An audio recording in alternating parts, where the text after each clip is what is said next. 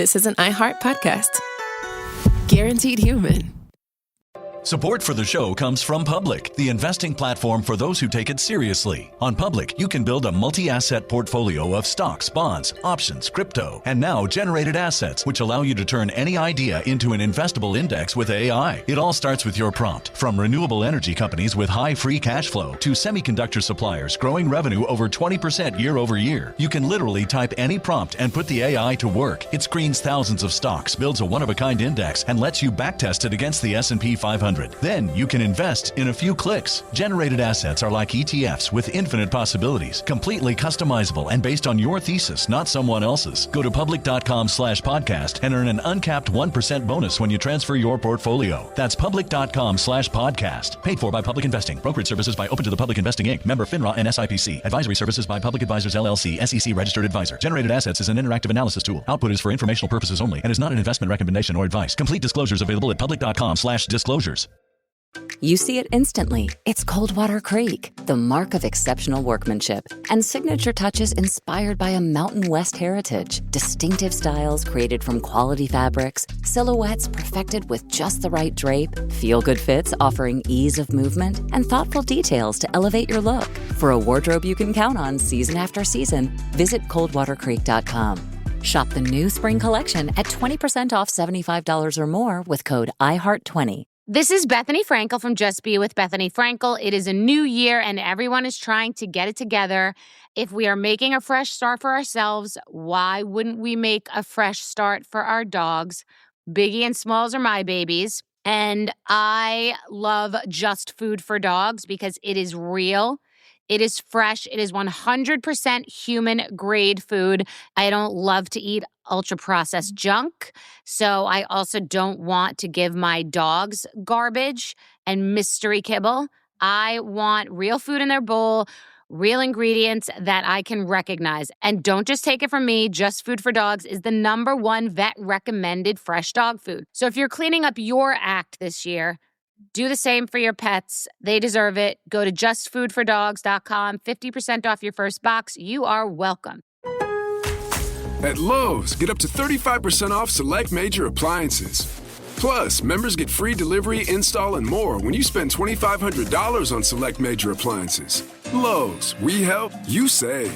Valid through 2/25 while supplies last. Selection varies by location. Excludes Massachusetts, Maryland, Wisconsin, New Jersey, Florida. Loyalty program subject to terms and conditions. Visit Lowe's.com/terms for details. Subject to change. Visit your nearby Lowe's on East 17th Avenue in Hutchinson.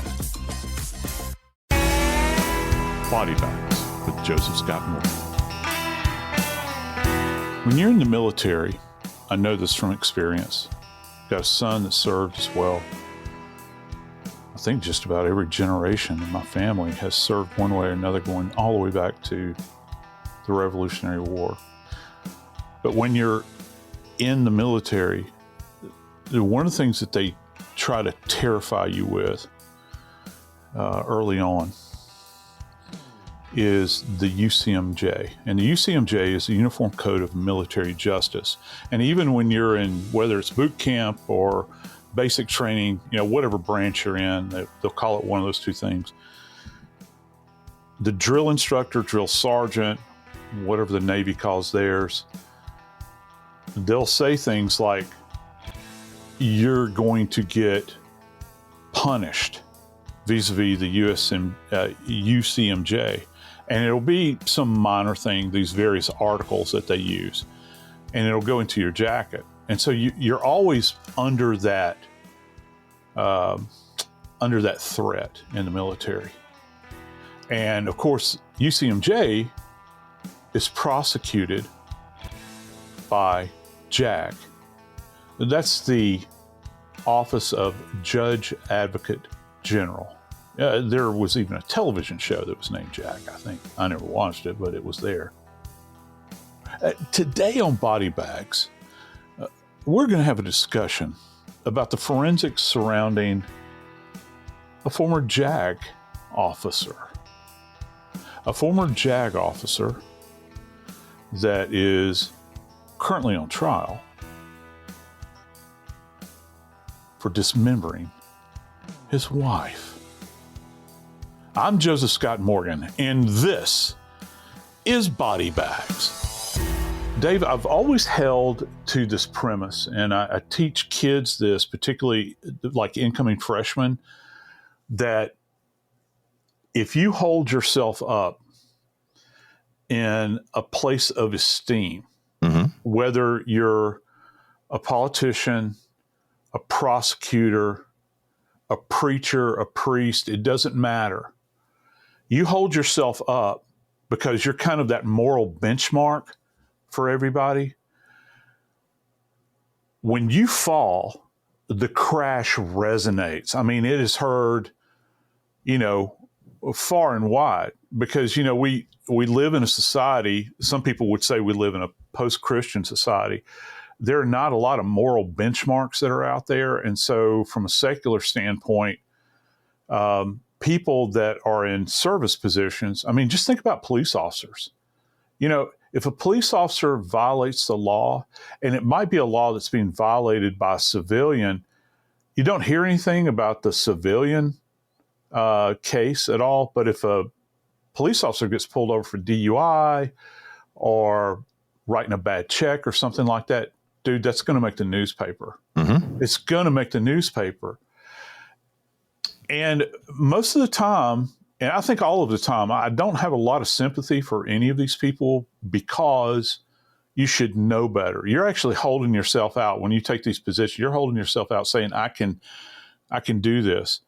They should have known better. And I got to tell you, Dave, this case that we're talking about today, involving Nicholas Kassotis, he should have known better.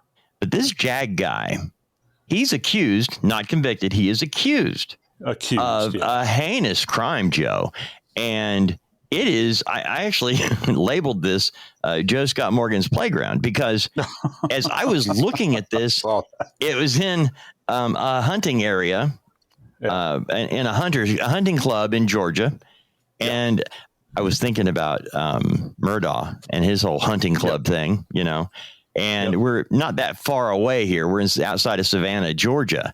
And this hunting club, all of a sudden, hunters start finding pieces of body.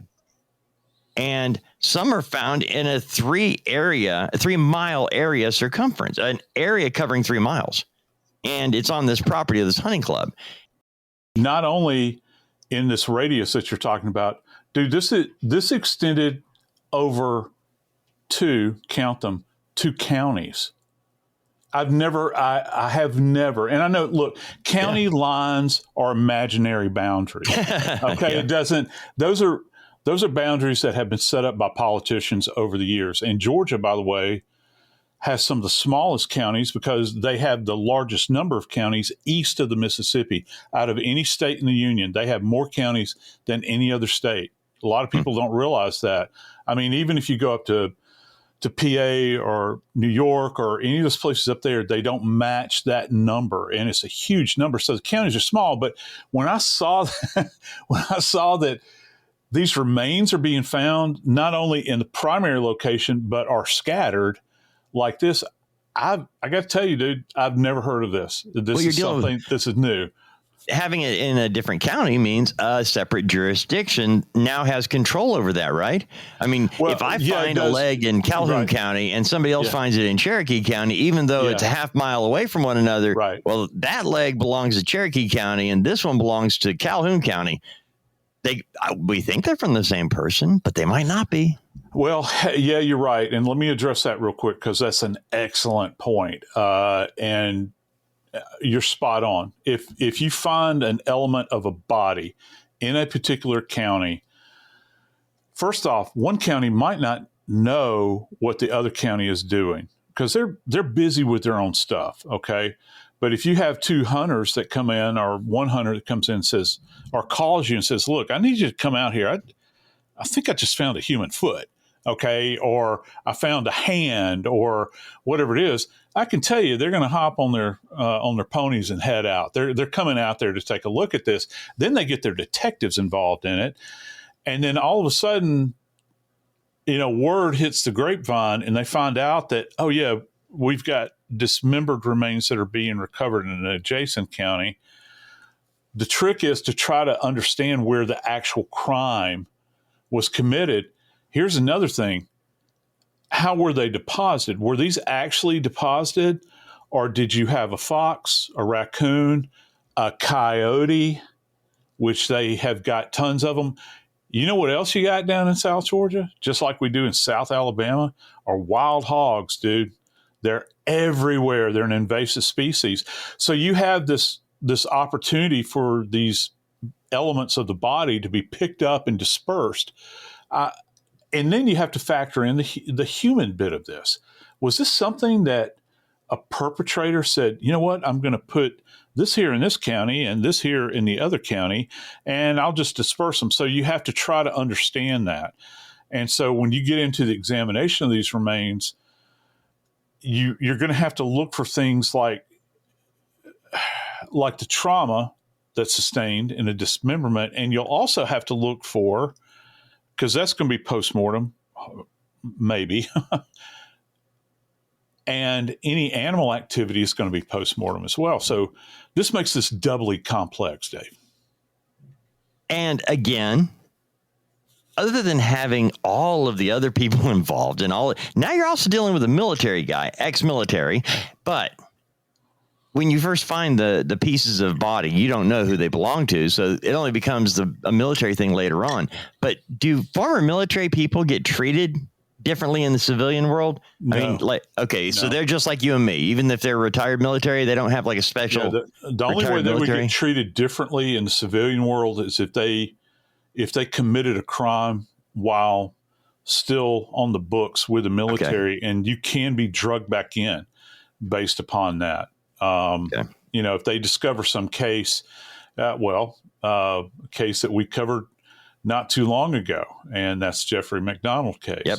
The military, even though he's out and he's living his life, those many years after he was, oh my God, I hate to even say it, acquitted. Well, that was a military Article 32 hearing. Yeah, it was. Remember? And right. And it took place on post. Right. That's a triple homicide. Right. That took place at Bragg. I'm not laughing out of joy. I'm just saying that case is so absurd. Even now. I mean, and I know how you feel about it. It's so absolutely absurd. But yeah, once you're discharged from the military, anything that you do in the civilian world, you're going to have to answer to the man outside the fence at that point in time. And so that's how that would be handled. But the one saving grace here, even though you've got distribution in multiple counties, the default position in most of these rural counties, and this kind of applies nationwide, particularly when it comes to coroner's offices. First off, those remains are not going to go to the individual counties to be examined. They're all going to be batched and sent to the GBI, who controls the state medical examiner, which I'm not a fan of that model, because I don't think any law enforcement agency should control the coroner or the medical examiner. They need to be two completely separate entities. Wow. But they in Georgia, they are the state medical examiner answers to the head of the chief law enforcement agency in the state of Georgia. And then they're going to put their agents on it as well. So that's, in one sense, that's a saving grace. So instead of having two sheriff's offices or even two coroner's offices trying to collate information and all that, you've got this one central repository of data, investigative data, that's being controlled by the GBI. All right. And also their in-house medical examiner that's, conducting the examinations and trying to get answers. All right. Now, let me ask you this, Joe, because we have remains being found on this hunting property. Yeah. And they're not all found at one time. They're found over a period of time. And as you mentioned, spread over 2 counties. When that first call comes in from a hunter saying, I think I found something that might be human, because a lot of times what you find, you kind of look at it and go, I've been a hunter for a long time, been out in the woods a long time. This does not look like any animal I've ever seen before. This looks more human, but I don't know. And I know you've told me, and this is what I had no idea of until we started doing this, that many times when you guys get called out to look because somebody found bones in their backyard, and it ended up being chicken or pig or whatever. Yeah, hog bones. Yeah, it wasn't a human. It was just an old bone. So conversely, if you see something that you know is not an animal, I mean, especially in this case, we don't even know how long they've been out there. You don't know if the person was caught in the freezer and cut up and then dispersed years later. You have no idea. So how do you start uncovering this? Well, the first thing you have to do is, and it starts with what you just put out there. Are these human remains? Are these remains that the investigator will have to dig into, that the medical examiner will have to dig into? But the trick here and the key to this is gathering all the data, bringing it back to the lab, and that's where the true investigation begins.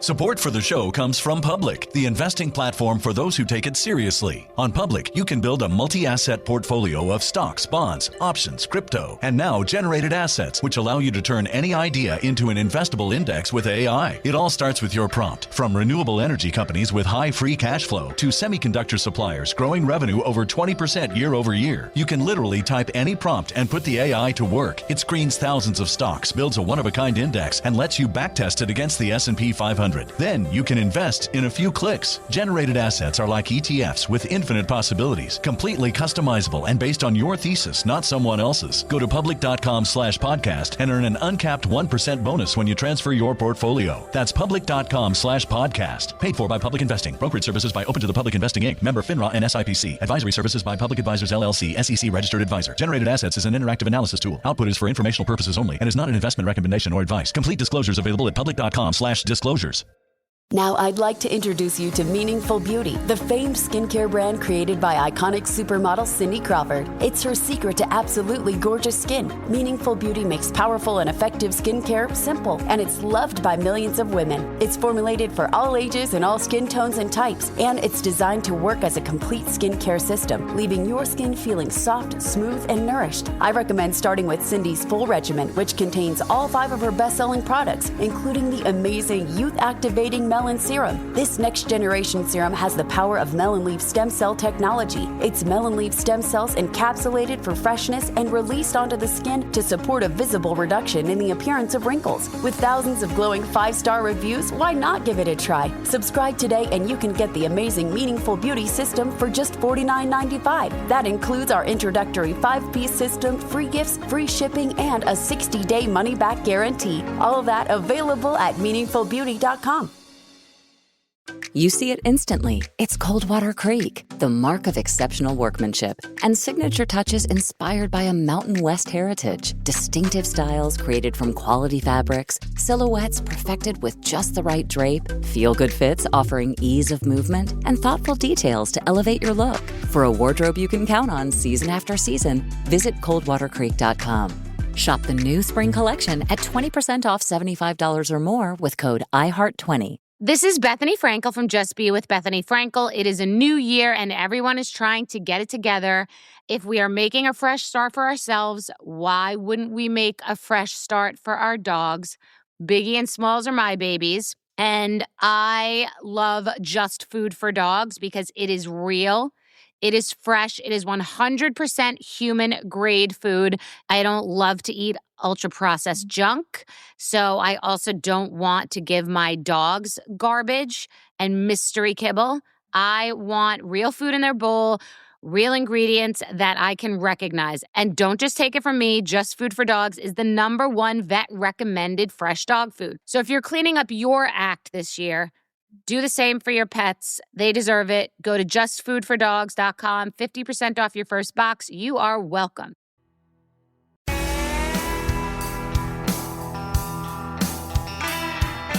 Dave, all my years of working in the field and then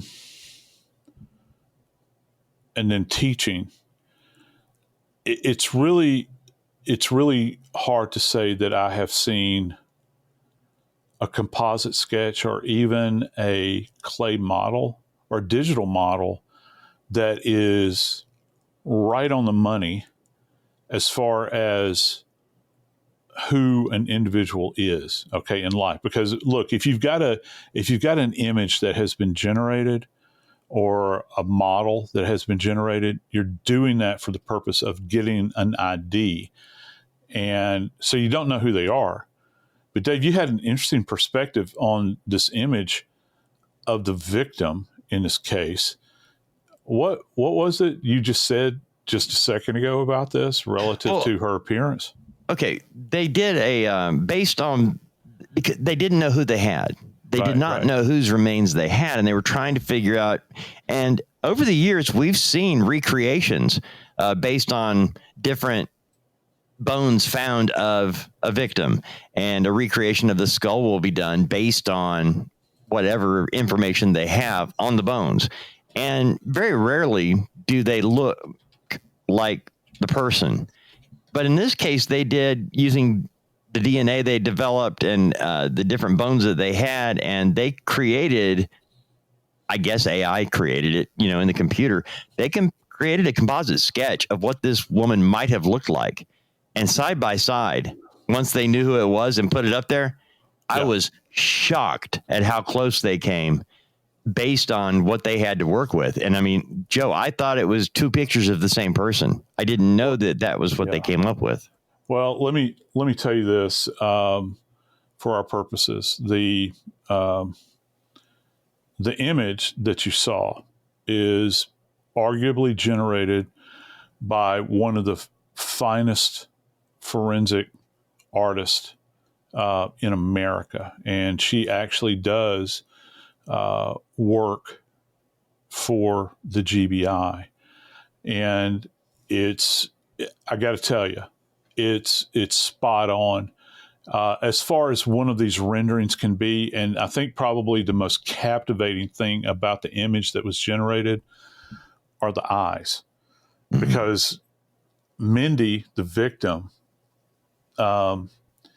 she had these real, I guess people would call them doe eyes. They're real big and beautiful, and this rendering kind of captures that. And you know what's so hard about this? That many times all they're working with is a skull. So how do you arrive at this point where you're doing this is what's kind of amazing about it.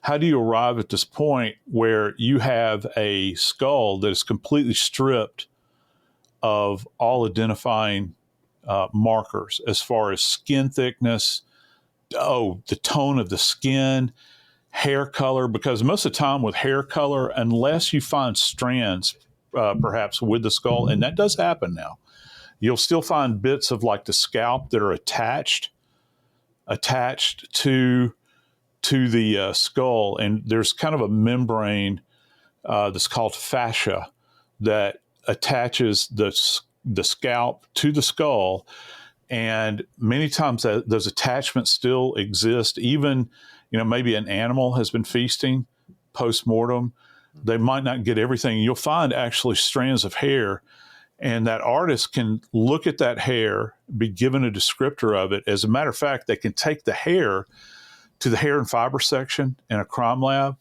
Dave, they can look at a hair strand under a microscope, and they can tell you if the hair is dyed. They can also tell you how long ago it was dyed, because you've got these kind of human hair looks like the sheath itself kind of looks like it looks like scales, and it grows out, and you'll see those. You know how you see people that, my wife has talked about this, I'm not casting aspersions here, when people get black roots, okay, and like they've got blonde hair on the ends, well, that's the hair growing out. If you get a strand of that hair, you can do an approximation for how long it's been since the hair was dyed, because hair grows at a predictable rate. All right. So when you're looking at that, if there's any color on the hair, you can get an idea of the color. So you take that data and plug it into what the artist is going to do as far as a rendering goes. And David, I agree with you, man. This image is striking. It's absolutely striking. I was amazed, truly, that I wasn't looking at two photos of the same person. That's what shocked me. But here's where they started, Joe. The initial remains, okay, I actually found the very first thing that was put out after finding partial remains. The initial report was partial remains of a white female discovered at the Portal Hunting Club, spread over a 3-mile radius. Now, based on the information they had, and I don't know how they did this, they believe they know, and this was found in 2022, they believed that the remains have been placed in that area November 27th of 2022, around that date. Now, I don't know how they came up with that, but they did. And it went on to say the remains are that of a white female with brown eyes, shoulder-length brown hair, approximately 5'9" to 5'10", in height, approximately 185 to 200 pounds, with an age range of 20 to 50 years old. She was 40. Just to give you an idea, she was 40. Yeah. The body had no scars, marks, or tattoos. So we're not talking about skeletalized remains here. We know that. But, Joe, how do you start with this and end up finding a person if they've never been fingerprinted and they've never had their DNA in the system? How do you find out any information about this when you only have partial remains? I love this question. I get this question all the time, and I love that you've asked me so I can hold forth. This is why it makes it difficult, because I've had so many people approach me over the years about cases they're interested in, and it involved either an unknown perpetrator or an unknown person. They'll say, why don't you just do DNA? What does that even mean, do DNA? I mean, you can collect DNA from a decedent, okay? And there's multiple methods to do that. And you can create a DNA profile on the individual. You can go back generations and you can talk about their ethnic origins and all these sorts of things. But my man, if you ain't got nothing in the system to compare it to, it goes back to what I always say. The data isn't worth gunpowder bullet hell. Wow. Same thing with fingerprints. If you recover a latent print at a scene, or if you recover, like in the morgue, for instance, I'll tell you this. I think we've had this discussion. We talked about so much stuff, after over 400 episodes. Wow. Say you've got a desiccated hand or a finger, and you obviously have to have tissue. We go in and we inject those fingers with tissue builder like they use at the funeral home to, so that the dead don't have that sunken appearance. They'll put tissue builder in there, and it causes the element to regain kind of a natural appearance, and you can roll a print off of that. Well, if the person that you have that is unknown, you roll a print off of them, if they're not in the system, NCIC, then you're not going to get a hit on them fingerprint wise. So it's great to take them. Obviously, look, we've got a lot of bright listeners, and you know where I'm going with this, Dave. You know that as keen as our folks are, they understand that you've got to collect the DNA from a variety of, this is the thing. If you've got remains scattered about all of these various elements of the body, you have to find that remain that's got the most viable tissue on it. And that's what makes this very unique. So when you're thinking about how do we do this, well, whatever has biological viability as far as a collection of sample goes, if you can collect that, and then with the image, that you have this lady that's missing. When it comes time and when you get closer to narrowing your field down, this is how you're going to get her identified. You're going to go to her family, those that are in her specific gene pool, and you're going to request samples from them. Mama, sisters, brothers, daddy. I mean, you could do more distant relatives, but if you can concentrate in on those core groups in her familial environment, you compare their DNA. But at this point in time in the investigation, they're just collecting remains, man. I mean, they're not, it's not like they have, it's not like they, you do this and you know exactly, who you're going to go to. Remember, prosecutors believe she was actually a homicide victim in 2022. Right. There was not actually an arrest effected in this case until 2023. Right. So, you're trying to work all of this stuff out. And of course, my abiding principle in any case is, particularly when it comes to the unknown, when it comes to those individuals that we don't know who they are, when you get the identity of an individual and you find out who they are, everything else becomes a lot more clear.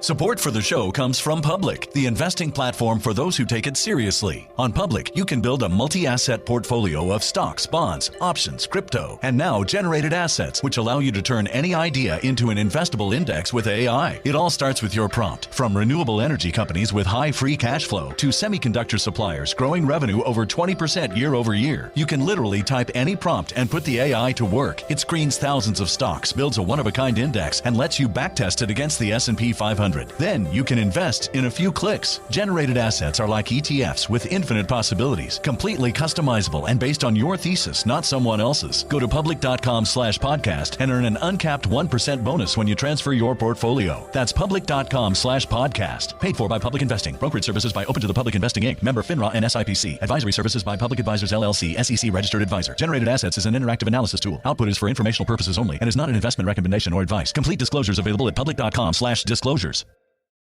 Hi, I'm Cindy Crawford, and I'm the founder of Meaningful Beauty.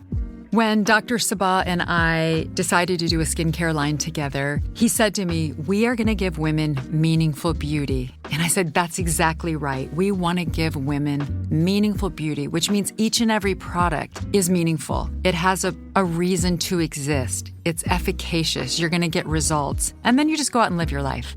Meaningful Beauty. Confidence is beautiful. Learn more at meaningfulbeauty.com. You see it instantly. It's Coldwater Creek, the mark of exceptional workmanship and signature touches inspired by a Mountain West heritage. Distinctive styles created from quality fabrics, silhouettes perfected with just the right drape, feel-good fits offering ease of movement, and thoughtful details to elevate your look. For a wardrobe you can count on season after season, visit coldwatercreek.com. Shop the new spring collection at 20% off $75 or more with code IHEART20. This is Bethany Frankel from Just Be with Bethany Frankel. It is a new year and everyone is trying to get it together. If we are making a fresh start for ourselves, why wouldn't we make a fresh start for our dogs? Biggie and Smalls are my babies. And I love Just Food for Dogs because it is real. It is fresh. It is 100% human grade food. I don't love to eat ultra processed junk. So I also don't want to give my dogs garbage and mystery kibble. I want real food in their bowl, real ingredients that I can recognize. And don't just take it from me. Just Food for Dogs is the #1 vet recommended fresh dog food. So if you're cleaning up your act this year, do the same for your pets. They deserve it. Go to justfoodfordogs.com. 50% off your first box. You are welcome.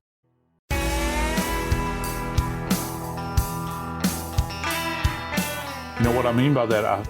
I've stated trying to get people identified, and it's like pulling the string on sweater mama always tells you not to pull because it's going to come unraveled. Well, in our case, in the forensic world, we want it to come unraveled. I want to see where the thread leads, if you will. And if you can find out once an individual is identified, automatically you have entree into their world where you can begin to try to understand who exactly is in their sphere, who's in their orbit, Dave. And look, we know because it's very rare that you actually have a dismembered remain that is not tied back to a homicide. There's one case I remember, and forgive me, I know that people listening will know this. There was the case down in Florida where the guy was a judge that had been forced to retire, and his son was a lawyer, but he was a druggie. I don't know if you remember this case. He killed he and his dad had been doing coke in the apartment adjacent to a golf club. And they still, to this day, they still have yet to find the dad, who's in his 70s, doing coke, by the way. Wow. They still have yet to find his head to this day, Wow. And the kid went to, I say kid, he's a grown man, but the child of the man actually did go to trial for abuse of a corpse, I think, but he wasn't charged with a homicide. But that's an outlier, Dave. Every single case, and you and I actually did an entire episode based on dismemberment, all these cases we were handling. If you think about this, why else would you dismember a body? Well, you have, it goes to utility of disposal. Most of these people think that, well, the smaller I can make this body, the easier it is to get rid of the body. Okay. And it makes it complex. But what's really unclear at this point, I think in this case, the Kassotis case, is where these remains, they're saying scattered. I have visions of Johnny Appleseed walking across the countryside, and with the big sack. You always see him with the big sack on his side, and he's like tossing out seeds. Was it that kind of thing, or were the individual remains were they just surface depositions? And it sounds to me, everything that we hear at this point, that these were surface depositions where because you've got people finding these, Dave. And that's kind of where I was headed with all of this, that how do you, as an investigator, somebody comes to you with an arm or a leg and you have no idea of who it belongs to. You've got no clue. You're starting with nothing. Yeah. And again, unless their DNA is in the system or something that identifies them, all you really, and I'm not, please understand, I'm not trying to be flippant here, but all you have is an arm or a leg. You don't have any means of identifying. Yeah. It's just, and so as an investigator, you go, okay, we can probably identify. Can you identify the gender of an individual based on a bone? Oh yeah. Scale. If I remember correctly, we did an episode on anthropology not too long ago, and we talk about, with bones in particular, gender can be determined. First off, pelvis is the number one location, okay? Because the birth canal is wider in women than it is in dudes. But the other thing is that with female bones, I love this word, and I've used it for years. I try to go to parties and find a reason to use this word. Female bones are what are referred to as gracile, which means they're fine. They're more diminutive, whereas male bones tend to be robust. Now, there's certain parameters you have to look at with that. Race impacts it, particularly if you're talking about any racial grouping that involves anyone in Asian communities, because those skeletons, and guys, I got to tell you, we're all different. Just get used to that. Asian communities, they tend to be more diminutive. If you look at somebody like, like a Montagnard, who's very diminutive, that worked with our guys during Vietnam, they're even more diminutive than the people that would be considered Vietnamese, if you can imagine that, because the Vietnamese are very diminutive. So you can have a male bone from that population that might actually give it. You have to be very careful, because the male bone from that Asian population might actually look like an adult female from another population. Okay, that's not associated with that. So it's not. they like to say it's exacting, but it's not exacting. You have to understand there's certain parameters that you have to work within. And so, yeah, in answer to your question, if these are skeletal remains, which it sounds like there was still some tissue on these remains, you would have to take that into consideration because you're probably not just dealing with purely skeletal remains. Now, with most skeletal remains, you're going to have a shot, at least, even if it's small, with getting a DNA sample from them. And that might mean, drilling down into the bone, to exact it from the marrow, that area, that portion of the anatomy of the bone, and to draw it out from there. But if you've got teeth that are left behind, which is, in my opinion, one of the best sources with skeletal remains, but you still have soft tissue. It all depends on how viable this tissue is, Dave. The amazing thing about this case, Joe, beyond the fact that they were able to identify the woman and go after her husband, I will tell you that we could do 20 stories. We could do 20 episodes on this man and this couple and the death and what it took place, because I want to give you one little tip. Yeah. Oftentimes when we have a guy's name, in this case, Nicholas James Kassotis, right? Yes. That's his name. His wife's name was Mindi Mebane Kassotis. They were both 40 years old when she passed. But you know what he has? He has the old AKA, also known as Nicholas Killian Stark. Now, Joe, I'm just going to throw this out there. Okay. Sure. A name that an adult picks, that they make up, tells me a lot about somebody. In this case, Nicholas Killian Stark. Where does the name Killian and where does the name Stark come from? Iron Man 3. Yeah. Killian was the bad guy. Stark, of course, Tony Stark. So this guy makes up a name from, the movie. I'm sure it's in the comic book first, just so you know. I have no clue. I've never read a comic book in my life. Mad Magazine was a comic book to me. Yeah, I never read those. I read comics. I never read comic books. But anyway, I digress. Oh, Lord. But that was also known as Nicholas Killian Stark. Told me everything I needed to go about this freak show. So now you've got a missing woman. Your wife is missing. By the way, they were also moving around a lot, Joe, as a couple. Mindi and Nicholas were switching. It was almost like never spending the same night. Spending a night in the same place twice kind of thing. They claimed that he was trying to dodge out of a $1.5 million judgment from his first marriage. There's also, they've thrown out other stories of corrupt government and people chasing him. I mean, he has created an underlying story here that his defense attorney, I'm not kidding when I tell you, Joe, at the end of every day, he is sitting out on a balcony somewhere, drinking a bottle of scotch and choking down a cigar, praying tonight's not the night I jump, because the story this guy's making him tell is that ridiculous. Yeah. And what makes it interesting, I saw one little quip about this.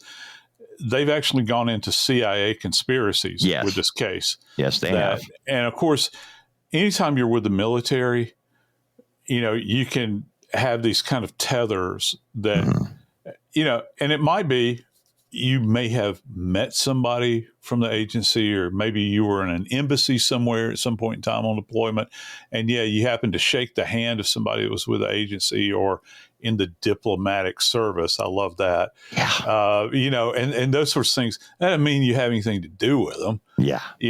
And so a lot of these, and the trial is going on right now, and we're kind of watching this unfold. But I think, one of the interesting pieces to this is trying to glean all of the information that you can from this woman's body that has, let's face it, this is the ultimate in desecration. For me, it is. There's a lot of things, we had the guy that we covered, that poor preacher that was out in Arizona, where the guy nailed him to the wall in the shape of Christ on the cross, and said that if he hadn't been caught, he had like 15 other targets, as it turned out. Oh my Lord. Yeah. That's desecration too of the dead. But man, when you start to get into these areas of where you're taking a sharp instrument and you're drawing it across someone's body, to either disarticulate it or cut it across mid-shaft, all these sorts of things. You're entering into an entire different level here. And what amazes me, and I should no longer be amazed by this. I don't know why I am. This person that you walk down the aisle with, Dave, that you probably at one point in time may have gently held her face in your hands, told her that you loved her, told her that you would always take care of her and provide for her until your dying day. You made an oath before God that said, I'm going to love you till the day that you die in sickness and health. Suddenly you're standing over her body with a saw. Yeah. How do you go from that to that? In a very short window of time. In a very short window of time. And so, it's kind of mind blowing, isn't it? It was a shorter period of time than you could have paid off a new car, Joe. From the time they got married to the time he's cutting her up, allegedly. Allegedly. Now. Thank you. But just to get down to the nitty gritty here, I don't want to hear from Dewey Cheatham and Howe, law firm. What they have done is they've gone from finding severed body parts spread out over a 3-mile radius. They've collected as much as they can find. I dare say somebody's going to find something again later, but they being the GBI, you have the local police, then working with the GBI, and the GBI reaching out to the FBI. Yeah. Every alphabet group was working on this, and they were able to create out of nothing the face of a human being that looked just like the victim. They were able to identify the victim by, once they identify we have a missing person, let's go see what we have here. They interviewed family. After talking to them, well, can we get a swab? Doing the cheek swabs. They built up a genetic genealogy case where they were tracking back family members of this possible person. And they were able to go, bingo, we've got it. And once they were able to identify her, well, they knew that her husband was now gone. And they know what kind of guy he is. Been married several times. He's a conspiracy nut who goes by the name Nicholas Killian Stark. And he's now in Pennsylvania somewhere, which is where he was arrested 7 months after they found the body parts. But they were able to work this back with that DNA, Joe, and using genetic forensic genealogy that you and I have talked about so many times on this show. Yes. And with something that 20 years ago they probably couldn't have done, maybe 30 years, Yeah. And maybe we had an inkling of it 20 years ago, but nothing like we're at now. And, I got to show the love to our friends at Othram, because we see this every week. You and I at least cover one of their cases every other week. Whether they went to Othram or not is not relevant to our conversation, but they did build out a forensic genetic genealogy profile, and they were able to get Mindi identified. I think one of the issues here that kind of leaves you lacking or wanting for more is that we don't necessarily have a cause of death. I think that's always hard to swallow, because families want that data. Mm-hmm. They want it. And listen, I got to tell you, good, bad, or indifferent, they deserve that data. They deserve that information. And of course, from a prosecutorial standpoint, you want to have it. But for whatever methodology he chose to apply to end her life, it can, it goes to how twisted this whole case is. Nobody enters into a marriage asking for this at all. I don't care how grim things are. I don't care how many voices you might have talking to you in your head because of conspiracy theories. Nobody deserves this. Her family deserved to have her intact. As a matter of fact, they deserve to be able to celebrate Christmas with her and Thanksgiving. But guess what? That's all gone. It's no more. It's never going to happen again because of the choices that one individual made. Listen, this case is still being adjudicated as we speak right now. But a tip of the cap to all the scientists and investigators that worked on this thing for so long and so hard. Because if that one hunter that was actually tracking a deer down there in South Georgia had not come across that remain, she may have just vanished into the vapor. But now, and this is the way it should always be done, they took the dead, and for a moment in time, they've resurrected her and waiting for her body to tell the final tale. I'm Joseph Scott Morgan, and this is Body Bags.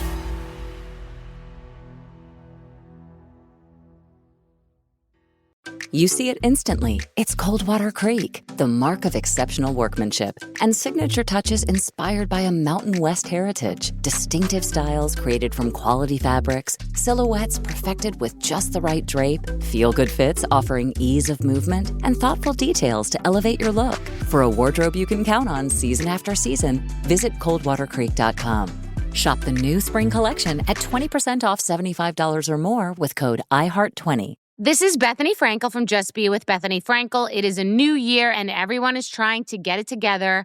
If we are making a fresh start for ourselves, why wouldn't we make a fresh start for our dogs?